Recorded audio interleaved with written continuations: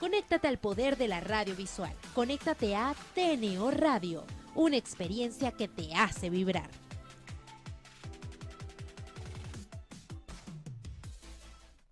Este programa es presentado por Open House Inmobiliarios, managerinmobiliario.com, Universal Inmobiliaria 24, Rimas Visión, Corporación Hemisferios, construcciones y remodelaciones de inmuebles. Carlos Redrón, productor de audiovisuales inmobiliarios.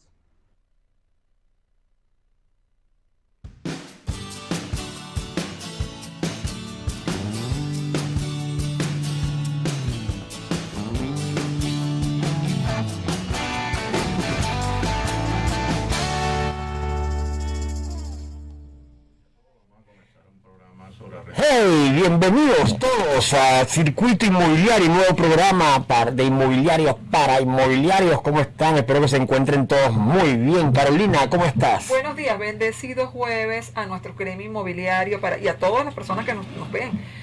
Nosotros estamos transmitiendo por acá felices. Hoy tenemos una entrevista con el doctor Roberto Horta. Conversaremos con él sobre arrendamientos y contratos privados. Estamos transmitiendo desde TNO Radio, desde el Centro Comercial Ciudad Tamanaco, desde Caracas, Venezuela, para el mundo. Bienvenido, Roberto. Bueno, primero, antes de darle, te doy la bienvenida a Roberto y voy a dar los créditos, querido invitado. En la dirección general contamos con Carolina Méndez, en la dirección de producción Brian Agros, Ingeniería de Sistemas Antonio Calderón, en la coordinación de operaciones y control técnico Rosibel Matirano, nuestra CEO fundador desde el cielo dirigiéndonos Rafael Casela, en la producción y conducción de programa Papá Dios, Gerardo Villalobos Padoy y yo, Carolina Hernández Esquetino. ¿Cómo estás, Roberto? ¿Cómo te va? Bueno, muy buenos días, gracias por esta invitación. En primer lugar, felicitarlos por la creación de este espacio muy necesario para nuestro sector inmobiliario, un espacio de difusión para intercambiar ideas, para compartir conocimientos. Sé el trabajo que esto implica, la frecuencia, hacer las pautas. Los felicito y también por el trabajo de la Fundación Solidaridad Inmobiliaria. Vamos a ir a nuestro primer cortocircuito. Y cuando regresemos, tenemos muchas cosas de qué hablar contigo. Ya regresamos.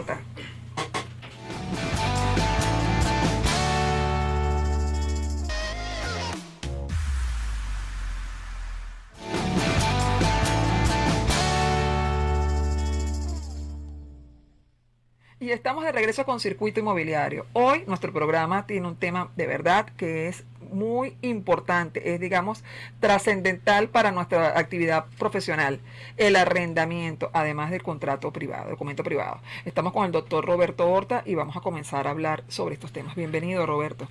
Muchísimas gracias por estar con nosotros. Vamos a hablar un poquito también de Roberto. Roberto tiene ya, desde que nació, es inmobiliario, ¿cierto? Bueno, en realidad nuestra familia es una familia de profesionales inmobiliarios. Mi padre y mi madre fundaron... Bueno, mi padre en primer lugar hace 55 años fundó la... Cuando yo comencé, Roberto, en el periódico, lo único que veía era Horta Poleo vende, Horta Poleo, Horta Poleo vende, Horta Poleo en los clasificados. Y de verdad, eso, wow. Era inspirador, ¿verdad? Sí, muy inspirador. Su papá fue uno de los que más me inspiró a mí en este negocio, déjame decirte. Sí, bueno, mi padre sigue activo, está... Así es. La empresa cumple este mes 55 años operando en el mercado inmobiliario de Caracas principalmente. Y bueno, ahí tenemos, el grupo está compuesto por 3 empresas. La primera de ellas es una administradora de arrendamientos, donde se manejan inmuebles en alquiler de todo tipo, viviendas, galpones, locales comerciales, oficinas, terrenos.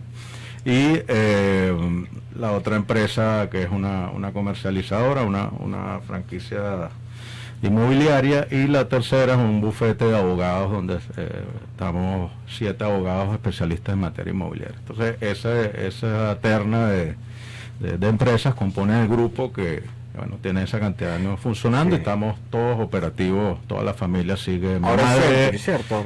Ahora es Century 21. Sí, es una franquicia Century 21, ahora desde hace 5 años, pero bueno, tiene todos esos años en el mercado. O sea, viene con un background importante al momento de hacer la franquicia. Claro que sí, 21. claro, de los mejores. Los mejores. Sí, gracias. Y bueno, la idea es compartir hoy experiencias, compartir la actualidad de lo que está pasando en el mercado de Caracas principalmente, con toda esta reactivación, entre comillas, pues, de algunos nichos inmobiliarios en el mercado caraqueño, y bueno, vamos a conversar sobre eso hoy.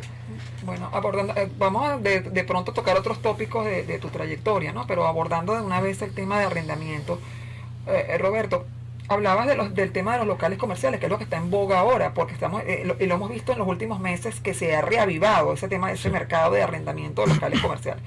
También existe el ítem de locales comerciales de residenciales. O sea, cada uno de ellos representa un punto de vulnerabilidad para el arrendador, ¿no? Entonces, está en Venezuela desde hace unos años el ente que regula todo el tema de los alquileres, que es el SUNAVI, que tiene tendencia a proteger al inquilino, ¿no? Indistintamente del daño que se le cause al arrendador. Háblanos sobre eso, o sea, por ejemplo, en el caso en los residenciales, háblanos de los pros y de los riesgos. Ok, es bueno hacer un poquito de recordar lo que ha sucedido en los últimos 10 años. Recordamos que en el año 2011 se promulga la nueva ley de arrendamientos de vivienda. Para esa época, al 2011, había una sola ley de arrendamientos que arropaba todos los tipos de inmuebles: comercio, vivienda, oficinas, terrenos, etcétera. Pero ya en el 2011 se crea esa ley dedicada al tema residencial, una ley en la cual yo participé en la discusión en la Asamblea Nacional durante, cerca de año y medio, representando a los propietarios de inmuebles en ese momento. Y bueno, nos opusimos a muchos de los artículos que sabíamos que iban a ser nocivos para el mercado, porque era una sobreprotección hacia el inquilino en perjuicio de los propietarios, que también tienen su derecho, que tiene el derecho a la propiedad, pues, que es la propiedad privada, que es un derecho constitucional, es un derecho humano. Siempre hemos sido impulsores y activistas en el tema de la propiedad privada, que aunque se ha olvidado un poco, en esos años fue muy fuerte. Fueron los años de la mal llamada estafa inmobiliaria, donde atacaron a grandes promotores, empresas muy serias. Bueno, años después no sabemos ya cuál es el balance. Pues no hay una ley que está ajustada a la realidad. La ley de arrendamiento de vivienda y el organismo son prácticamente inoperantes.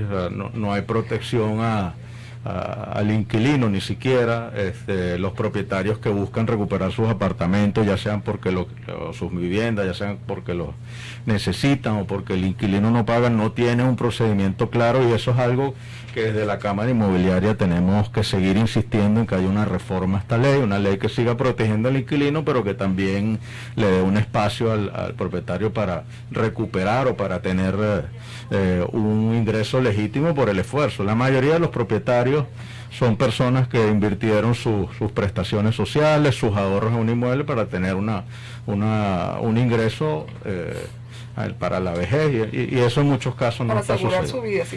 A pesar de ello, para cerrar la idea, existe un mercado residencial en la actualidad donde muchos propietarios, a pesar de saber los riesgos que existen con esta ley, siguen arrendando sus inmuebles. O sea, conocen los riesgos, pero confían en la selección que hacen del propietario, y en esta etapa yo percibo mucho menos conflictividad entre propietarios e inquilinos que en épocas anteriores. Hay una selección más exhaustiva, ¿no? Hay una selección más exhaustiva, pienso, y es una realidad, eso nadie lo puede. El tema de la dolarización de la economía en general ha hecho que muchos contratos se anclen, aunque la ley establece otra cosa, muchos contratos se anclen en moneda extranjera, y eso hace que el canon de arrendamiento mantenga en cierto modo su poder adquisitivo, su poder económico, y eso hace que haya mejores relaciones entre propietarios e inquilinos, porque nadie puede desconocer que los condominios están dolarizados, que los gastos de reparación están dolarizados. Tú llamas a un plomero y te va a hacer un presupuesto en dólares.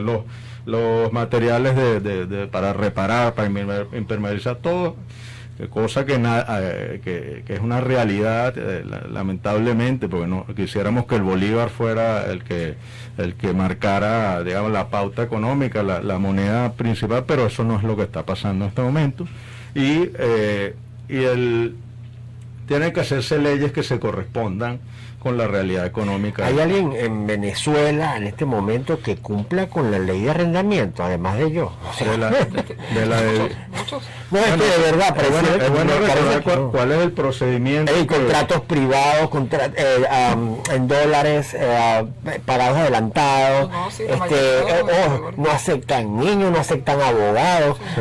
O sea, es un proceso que inclusive siempre ha seguido así y ni la ley ha podido. Pero fíjate que arreglar. estaba conversando con Roberto cuando estábamos en la sala de espera, que se ha visto que las últimas tendencias, los últimos meses, los propietarios están tendiendo a alquilar a familias, pero lo hacen blindándose con el tema de el canon de arrendamiento adelantado y además un contrato muy ¿Qué es lo que establece la ley que tú dices? La gente lo cumple. Bueno, es que ni siquiera antes de la hiperinflación lo cumplía porque fue una ley altamente restrictiva. ¿Qué es lo que establece la ley de vivienda? Primero, tienes que ir a regular el inmueble. ¿Cómo se regula el inmueble? Por un metro cuadrado que establece el Ministerio de la Vivienda. Entonces ya por ahí no se correspondía ni con el valor de mercado ni con un valor que el canon de arrendamiento por el método que se estableció esa ley ni siquiera daba para cubrir los gastos de condominio. Temporáneo totalmente. O sea, desde el 2011 esa ley nació prácticamente como letra muerta en cierto sentido, porque los procedimientos son muy complicados. O sea, ¿cuál es el procedimiento? Ir a Sunavi a regular antes de alquilarlo, después lo publicabas, después ibas, redactabas el contrato y el Sunavi lo tenía que aprobar también. O sea, no había ni siquiera una libertad contractual entre las partes. Tenía que volver al Sunavi, imagínate cuánto tiempo lleva ese procedimiento. Y después de que estaba sellado por el Sunavi es que podías ir a una notaría. Y después año a año se regulaba. Entonces, cuando el Estado... Roberto, y ya regresamos. Sí. Vamos a nuestro segundo cortocircuito, ya venimos.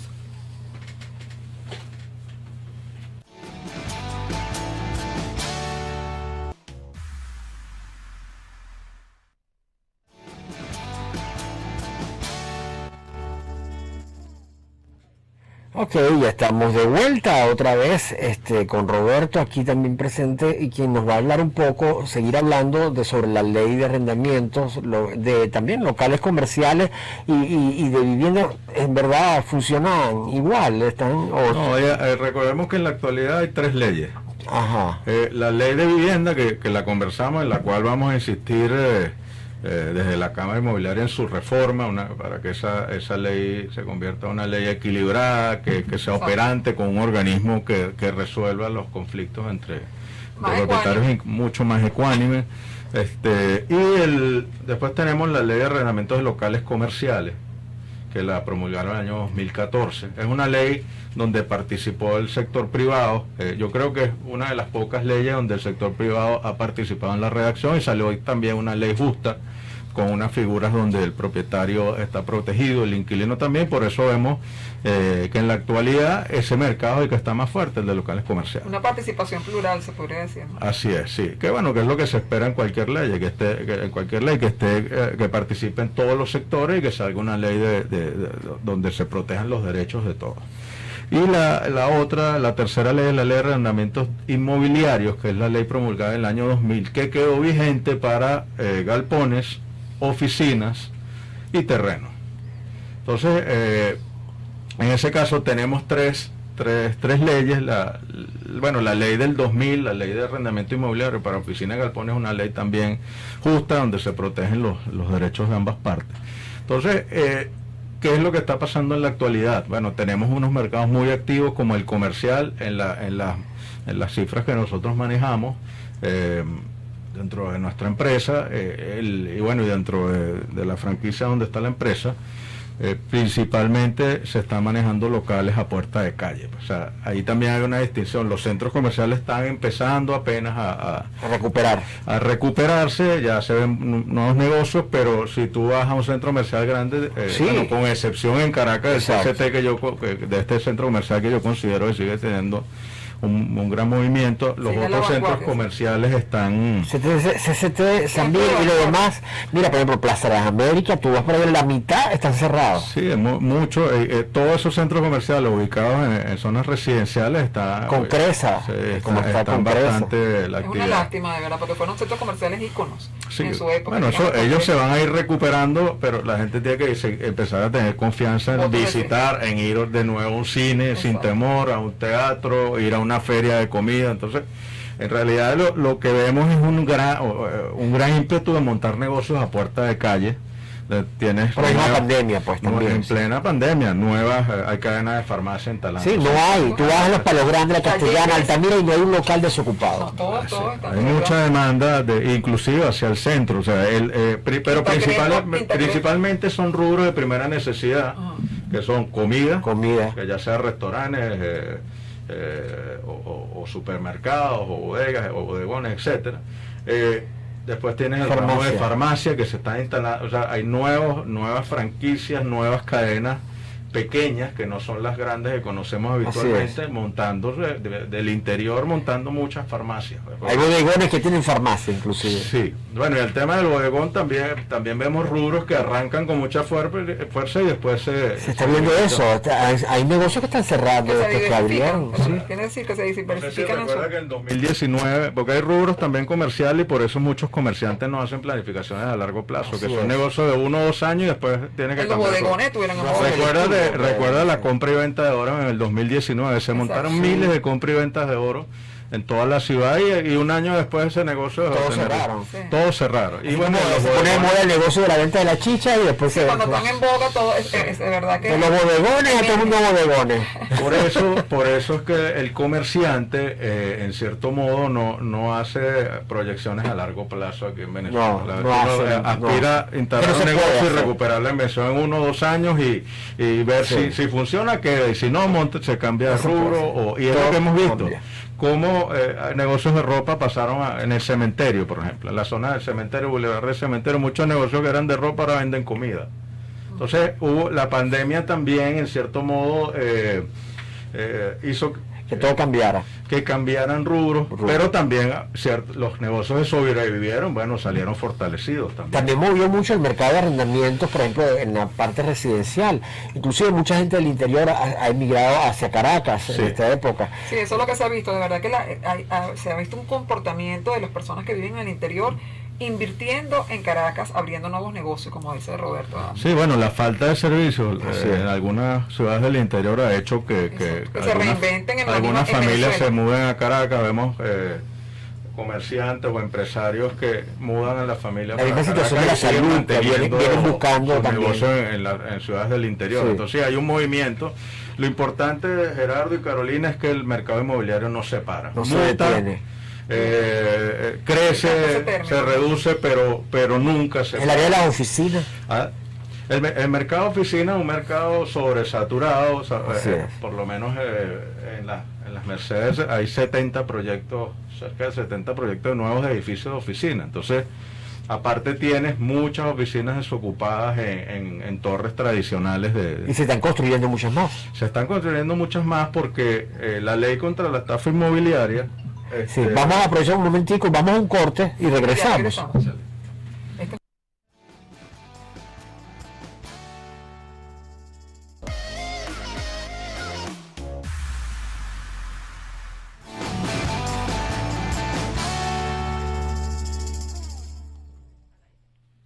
Y estamos de regreso con Circuito Inmobiliario, hablando de un tema que de verdad es de gran importancia, primordial, materia muy importante para los corredores inmobiliarios, el arrendamiento. Doctor Horta, estábamos conversando del alquiler de oficina, arrendamientos de oficinas, ¿verdad?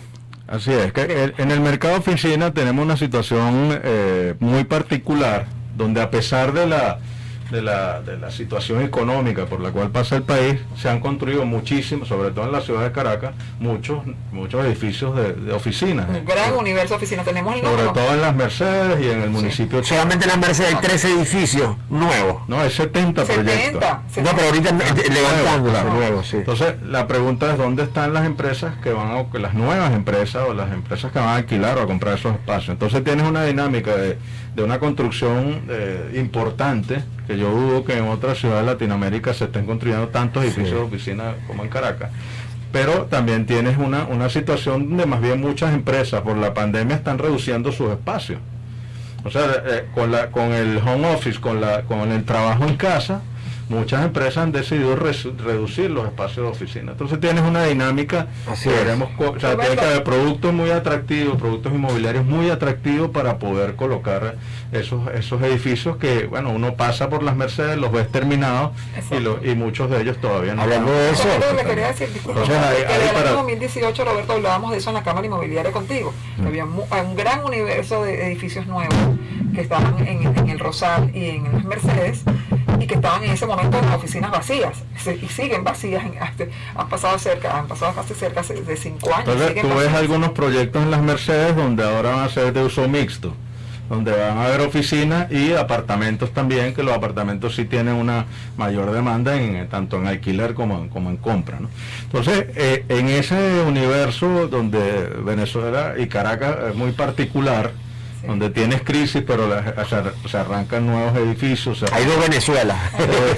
Bueno, en realidad sí. En todos los sectores. Inclusive en una misma ciudad tú ves dinámicas distintas. En el sureste tú ves, nuevos restaurantes, ves nichos que se activan, pero vas al oeste de la ciudad y es diferente. Entonces no podemos generalizar, y eso se está dando hoy una conversación en uno de los chats inmobiliarios en los que estoy, donde hay bastantes profesionales y expertos en temas de cifras y estadísticas, y ahí yo percibo que una cosa es la percepción que podemos tener nosotros del mercado y otra son las cifras. Así es. Y en ese aspecto, por ejemplo, la Cámara Inmobiliaria Metropolitana lleva una estadística bien importante de toda la oferta. De la oferta. Pero está el tema de los cierres, qué es lo que de verdad se está cerrando. Así es. Eso no es una información que podemos dar como real. No es una información que está a la disposición, porque en los registros inmobiliarios hay un hermetismo sobre las cifras, porque recordemos que hace 10, 20 años estaba una empresa llamada Organización Acro, que llevaba el libro Acro, aquí se nos cae la cédula inmobiliaria. Gerardo, ¿cómo es que se llama? Ahí, bueno, por allí pasaron varios amigos, inclusive Rubén Briceño estuvo allí en una oportunidad a la cual le mandamos saludos. Se está mejorando, gracias a Dios. Qué bueno. Se te cayó la cédula con Acro. Bueno, ¿qué hacía Acro? Bueno, tabulaba todo. Yo trabajaba con Acro. Iba a todos los registros y tomaba esa data. Ahora no disponemos de eso. Yo era el que iba y tomaba la información en el registro del segundo de Baruta, y era el que le suministraba la información y no había ningún problema. problema. En la actualidad pienso que una data de cierre importante lo tienen las franquicias. Franquicias grandes que pueden tener varias decenas de oficinas, donde ahí sí podemos tabular de verdad lo que se está cerrando y los precios actuales. Lo demás quizás son percepciones, por eso es importante que se fortalezcan los departamentos de estadística en las cámaras a nivel nacional, las cámaras inmobiliarias, porque ese es el insumo de los profesionales inmobiliarios, de los promotores, de los administradores. Hablamos ya del tema de los locales comerciales y ese auge que puede sonar contradictorio, que hay en algunas zonas de Caracas y otras no, en algunos estados y otros no, lo que apuestan al país, aún viendo todo lo que está pasando a nivel mundial, ¿no? Y de verdad que para mí, o sea, yo los felicito a los que dan esos pasos, porque tienen un gran coraje y una gran valentía en hacer inversiones tan importantes, pero a mí me encantaría que habláramos un poco del tema de residencial, ¿no? Sí. Que es ese tema que preocupa tanto al propietario cuando va a poner en riesgo su inmueble, pero también requiere de un ingreso extra porque tiene que pagar el condominio de ese bien, porque tiene sus propias erogaciones personales, y además también supone una preocupación para el inquilino, el hecho de estar buscando y que no le quieran alquilar a su familia, porque siempre la tendencia es alquilar a una persona sola, que no tenga mascotas, que no tenga niños, que sea un ejecutivo, persona jurídica, pero a una familia no le quieren alquilar porque les da temor que tienen niños, pueden venir ancianos, acuden a la lona, puedo perder mi inmueble, quizás me dejen de pagar, ¿sabes? ¿No?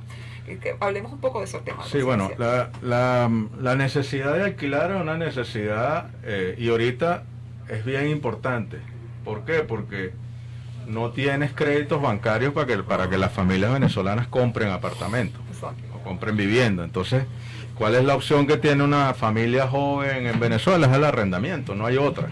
O seguir viviendo con los padres, que muchas veces no es conveniente. Entonces, el arrendamiento no va a parar. El arrendamiento, tanto la necesidad del propietario de tener un ingreso, de mantener su inmueble, como la del inquilino de tener una vivienda, siempre va a estar allí.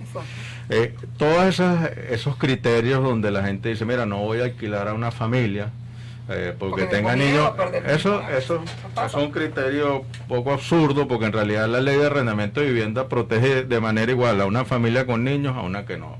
Esos son mitos, al igual que el mito donde si tú le alquilas a una persona jurídica una vivienda estaría el propietario más protegido. Eso tampoco es cierto. Porque quien va a vivir allí, yo recuerdo que tú lo decías sí, eso tampoco es una protección adicional. Entonces, ahí hay muchos mitos, pero es un mercado muy importante y por eso insisto que hay que reformar esa ley, actualizarla a la realidad, que ambas partes estén protegidas y por eso hay que insistir en eso. Es una ley que ya tiene un impacto social y es una de las razones por las cuales se van jóvenes de Venezuela, porque no tienen acceso muchas veces a comprar o a alquilar, y llegan a otro país y lo primero que hacen es tener un empleo y un inmueble alquilado. Vamos a nuestro tercer cortocircuito o al cuarto, no sé. Ya llegamos, porque el tema está tan interesante que estoy sumergida en él.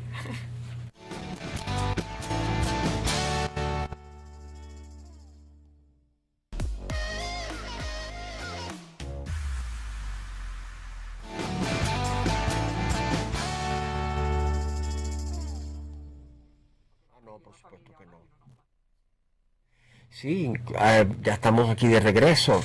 Persona jurídica es una garantía, porque sí, en verdad, la persona jurídica agarra y mete a cualquier empleado que trae problemas igualito, y tú estabas con la cosa que no querías niños y no sé qué, o sea, igualito te meten a cualquier cantidad, inclusive de gente, a menos que lo especifiques en el contrato, que digas a quién sí, a quién no, cuántas personas puedes meter o algo así, pero el que va a vivir ahí no lo conoce nadie, no lo conoce nadie, es una relación de una persona con una empresa, no de una persona con otra, ¿cierto? Creo que el deber ser es esa ese mito de que está protegida un alquiler de una vivienda si se hace una persona jurídica, es un mito que viene de un artículo, de la mala interpretación de un artículo que está en la ley de arrendamiento de vivienda, que establece una situación diferente. Es cuando una empresa, como por ejemplo en Polar, es propietaria de un apartamento, o digamos una petrolera, y le da ese apartamento como un beneficio laboral a un empleado. O sea, esa no es una relación inquilinaria, es un beneficio laboral. Ese artículo excluye esa relación de la materia inquilinaria, porque es un tema laboral, es parte del salario. Eso lo confunden y le han dado esa interpretación de que una persona jurídica como inquilino ya no tiene los derechos que tendría un inquilino de vivienda, o sea, sino que estaría por el ámbito y eso no es cierto. Entonces, es importante, y yo pienso que en la actualidad, con la falta de protección que da esa ley de arrendamiento de vivienda para el propietario, lo importante es hacer una buena selección del inquilino. Buena selección del inquilino es una entrevista a fondo. Deberá verificar las referencias comerciales, las referencias personales, averiguar quién es la persona, quién es el socio, ver si hay algún tipo de antecedente. Hay que hacer yo le mando a hacer hasta un examen de sangre. Una revisión exhaustiva, ¿no? De verdad, porque no se puede alquilar a la ligera ni confiarse porque traigan un documento de una persona, de una empresa, ¿no? Sí, uno es responsable también un poco de lo que... En realidad el alquiler en la actualidad es una relación principalmente de confianza, siempre lo ha sido, pero ahora con más razón. Entonces, pero ratifico que en la parte de vivienda, en los últimos tiempos yo he percibido menor conflictividad, porque el tema político ha estado más, en cierto modo, más tranquilo. Hubo una época donde había asociaciones de inquilinos que iban a los inmuebles, que generaban más bien conflictividad.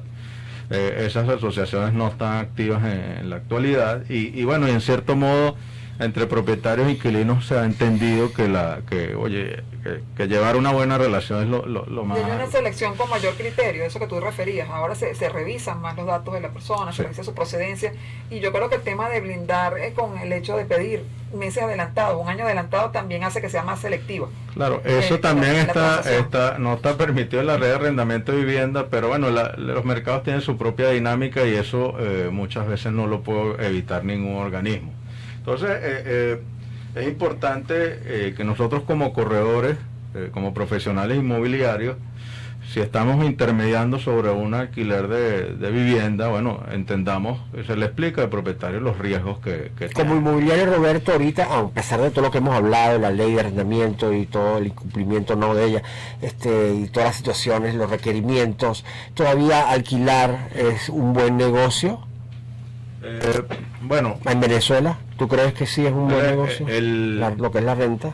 O sea, si lo ves como inversionista, yo diría que la inversión más noble para renta durante todos estos años de hiperinflación y bueno, todas las cosas por las cuales ha pasado Venezuela, ha sido el de locales comerciales. Si a mí me pregunta un extranjero o un venezolano en qué invertiría para renta, yo lo haría en locales comerciales, porque...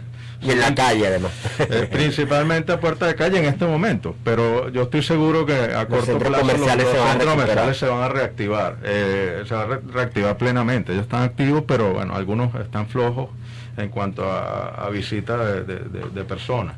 Entonces, el tema sería... que esa a mi criterio es la mejor inversión inmobiliaria para renta, la de locales comerciales, porque hay menos conflictividad, los precios de los locales comerciales relativamente son los que menos se han impactado por la hiperinflación, y bueno, y no se van a quedar a vivir ahí. Y la relación con un inquilino comercial siempre es más sencilla de negociar aumentos o de ajustar el alquiler. En la parte de vivienda un poco más complejo, y bueno, está el factor social, que por supuesto es importante. Supone menos riesgo. Roberto, y bueno, y para terminar, es bueno mencionar que la suspensión de alquileres que decretó el Ejecutivo Nacional cuando empezó la pandemia ya no fue renovada. Yo me enteré fue por tu papá, que lo puso en Instagram el 6 de octubre, creo que es la fecha, que se venció ya los 6 meses de lo que es la suspensión del pago de los arrendamientos. O sea, que se tienen que poner al día todas aquellas personas que hayan alquilado locales. Claro, quienes se acogieron a esa suspensión. Así es, que la suspensión no era una exoneración del pago, era simplemente... No era por siempre. Era un plazo de gracia. Pero ¿qué pasó en la realidad? Que puede ver a la cámara igual, dice Rosa. Estamos al aire. No, y seguimos aquí al aire. Estamos tomando una foto. Ya le tomamos la foto. En la realidad, el tema... La suspensión de pago era simplemente un plazo de gracia. ¿Qué pasó en la práctica? La mayoría de los inquilinos no se acogieron a esa suspensión. Todo el mundo pagó. Como no era una exoneración, la gente dijo, bueno, yo prefiero ir pagando a esperar año y medio y después quedar con una deuda. Y en realidad se entendió, bueno, por supuesto hubo algunos comerciantes, pero eso protegía vivienda principal y eso no se renovó. No se renovó, y es importante decirlo, pues que todos los inquilinos tienen que ponerse al día porque no tienen ya esa... paguen porque ya... Residenciales y locales comerciales. Nosotros tenemos pendiente también, Roberto, para este programa, hablar de los contratos privados, documentos privados, que tú fuiste uno de los que más nos ayudó en esos momentos de crisis en cuanto a la gente. Cuando estamos viviendo la pandemia, el inicio de la pandemia, que no sabíamos cómo hacer los negocios porque los registros estaban cerrados. Sí, bueno, el documento privado es una herramienta que siempre ha estado en el Código Civil. ¿Y cuál es la validez legal del Estamos hablando de la venta? ¿De venta o de arrendamiento? Vamos a hablar del documento privado en general. El documento privado tiene validez plena. Es una validez legal plena. Lo que pasa es que en el tema de venta necesitas la formalidad del registro. O sea, la parte formal, que es que la propiedad inmobiliaria se transfiere en el registro inmobiliario, en el registro público. Pero la validez es plena, tanto para un arrendamiento hecho de manera privada, es plena, tiene toda la misma validez que puede tener un documento notariado. Locales comerciales. No, de todo. Cualquier arrendamiento que tú hagas, hasta que no sea anulado, y ahí vienen las recomendaciones. Vamos a hablar de cuándo podría ser útil un documento privado, pero vamos a hablar cuáles son cómo blindamos un documento privado. Lo vamos a hablar, pero lo vamos a hablar al regreso de nuestro próximo cortocircuito. Ya regresamos. De verdad que qué programa tan interesante.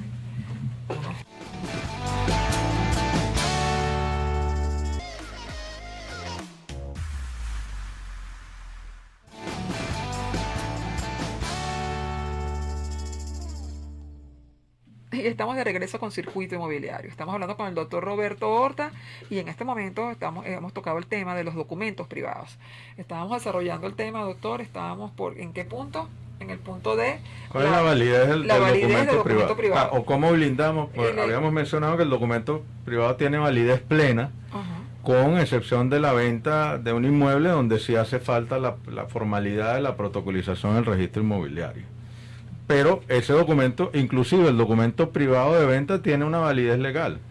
¿Qué pasa? ¿Qué pasa si fallece? Si fallece el propietario. Si hace una venta privada y fallece el propietario, después no la puede ratificar en el registro. Bueno, tendrías que... Sí, o la sucesión no se pone de acuerdo. Exacto. Sí, bueno, no, es que una venta tendría que ya estar de acuerdo en la sucesión. Pues.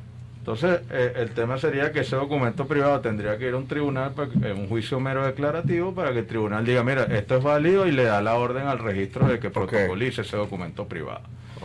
Ese sería el riesgo. Pero en esta situación intermitente que hemos tenido durante toda la pandemia, que ahorita hay una excepción por la época navideña, de que las notarías cierran una semana sí y los registros una semana sí, una semana no. El documento privado tiene una importancia clave, porque muchos negocios se firman en privado en la semana radical y después se protocolizan o se notarían en la semana flexible. Entonces, allí muchas inmobiliarias lo están utilizando. Por supuesto, hay un riesgo en ese aspecto que que la persona fallezca. Bueno, eso... No, y también es importante la revisión de lo que es toda la documentación. Eso es importante en la parte privada. Como no tienes la validación del registro inmobiliario, bueno, yo la utilizaría en la parte de venta como algo excepcional.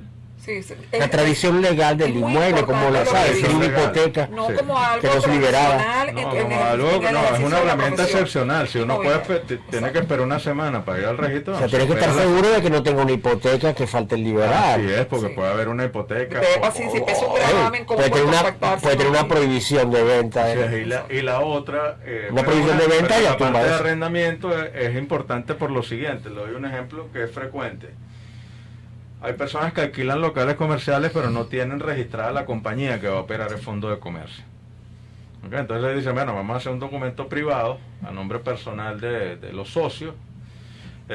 Esperamos a que se constituya la compañía, después se anule este contrato y se hace uno nuevo a nombre de la compañía. Entonces el documento privado es una herramienta que está allí, que hay que tener sus precauciones. Por ejemplo, ¿cuáles son las recomendaciones? Bueno, ponerle huellas digitales a todas las páginas del documento privado, firmar todas las páginas del documento privado, y bueno, y hacer varios cuerpos, varios ejemplares donde cada parte tenga uno, y finalmente colocar testigos. No solo poner a firmar a las partes, sino colocar testigos, que inclusive testigos de ambas partes. Los testigos no son de ninguna parte, son testigos de que se otorgó la firma. ¿Y otro lleve Sí, puede ser un amigo, puede ser una persona, inclusive los mismos intermediarios podrían ser testigos que validen que esas personas, aunque eso es para blindar el contrato, aunque es muy difícil que alguien que firme un contrato y ponga su huella digital y lo desconozca. Claro. Pues tengo que decir, no, mírame, es muy raro que alguien diga, mírame, tomaron mis dedos y me sacaron una huella digital. Entonces, es importante ese factor, blindar... firmar todas las hojas, ponerle huellas digitales y también agregar testigos, la recomendación que Fíjate, yo he hecho documentos privados y de hecho en una oportunidad te pedí la tutoría, te llamé y me enviaste un mensaje de voice porque era el primer documento privado que hacía. Y de lo que te puedo decir bajo mi experiencia y lo que escucho de otros colegas es que la gran preocupación siempre es por parte del comprador, ¿qué pasa si esa persona a quien estoy comprando, lo que te decía antes, fallece y su sucesión no acepta la venta a posterior, pues si pasa algo? Entonces, bueno, la recomendación es esperar a que ya tenga el documento en el registro, pero hay situaciones donde, te doy un ejemplo, hay situaciones donde el comprador necesita ocupar la vivienda de inmediato y quizás falta un recaudo para ir al registro. Y la persona tiene que entregar otro apartamento, como sabemos. Muchas veces estas negociaciones son en cadena. Yo vendo un apartamento para comprar otro. Entonces quizás estás comprometido por un lado y te tienes que mudar. Y en ese caso, bueno, el documento, muchas veces la gente necesita terminar de pagar y mudarse. Entonces ahí el documento privado adquiere importancia. Entonces es una herramienta que está allí, que hay que usarla con precaución, pero tiene validez plena desde el punto de vista legal. Sí, no, y aparte de eso puedes hacer, no pierdes la negociación, o sea, tienes allí y le puedes dar esa posibilidad al comprador de habitar el inmueble. Que importante es saber todas estas aristas sí, son muchas cosas, inclusive consulten a un abogado, porque colegas, ustedes no lo son.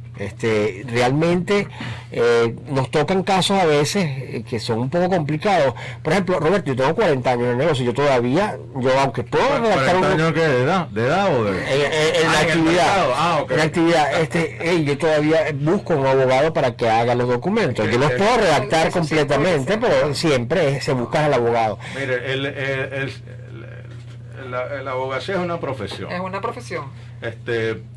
No, sale igual pagar un abogado que no conozca la materia o un abogado especialista. Entonces la recomendación es siempre, primero, no redacte, porque esa no es tu profesión. Así es. Claro.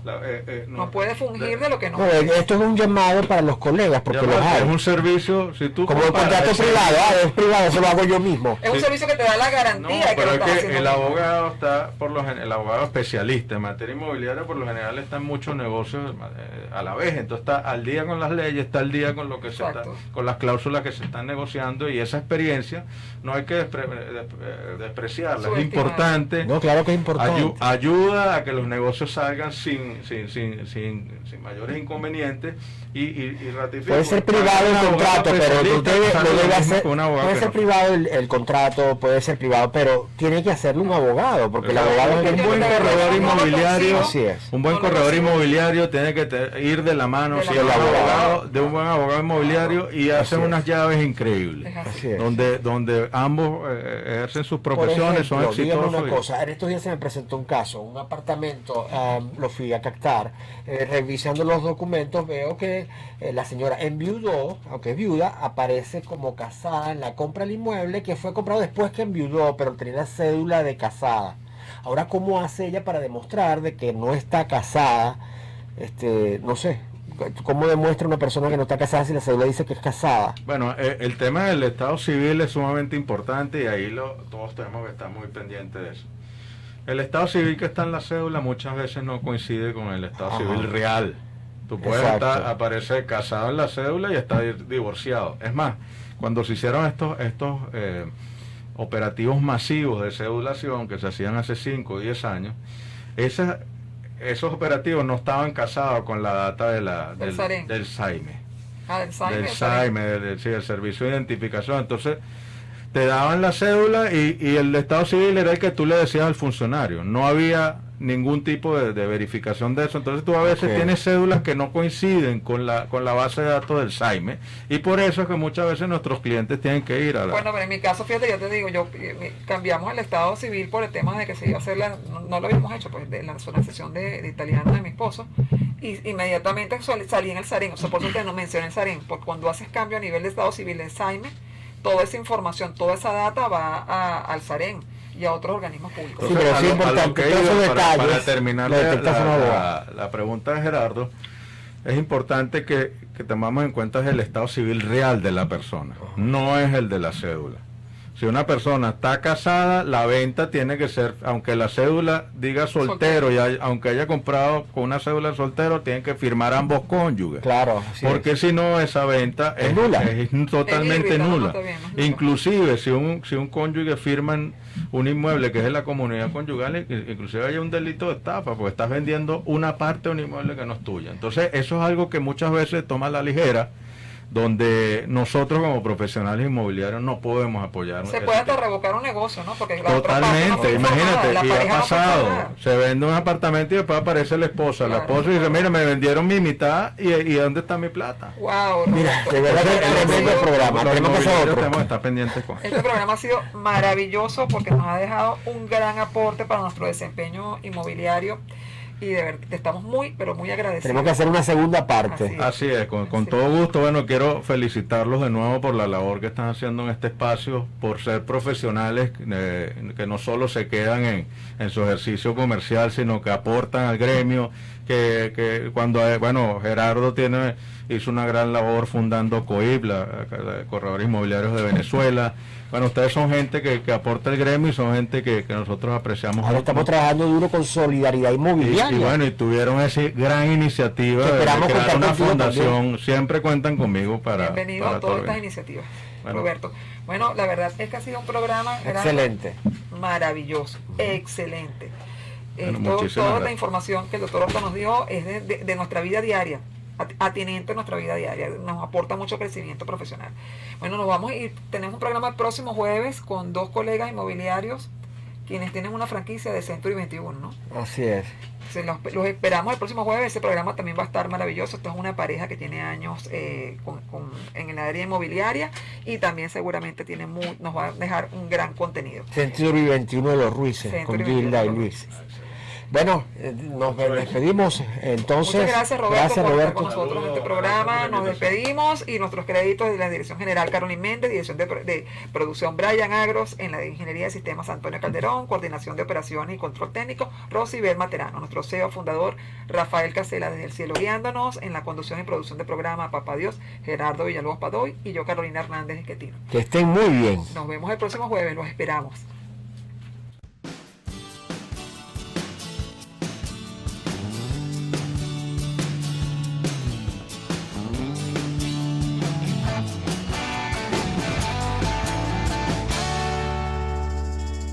Este programa fue presentado por Open House Inmobiliarios, managerinmobiliario.com, Universal Inmobiliaria 24, Rimas Vision, Corporación Hemisferios, construcciones y remodelaciones de inmuebles, Carlos Re Dron, productor de audiovisuales inmobiliarios. Conéctate al poder de la radio visual. Conéctate a TNO Radio, una experiencia que te hace vibrar.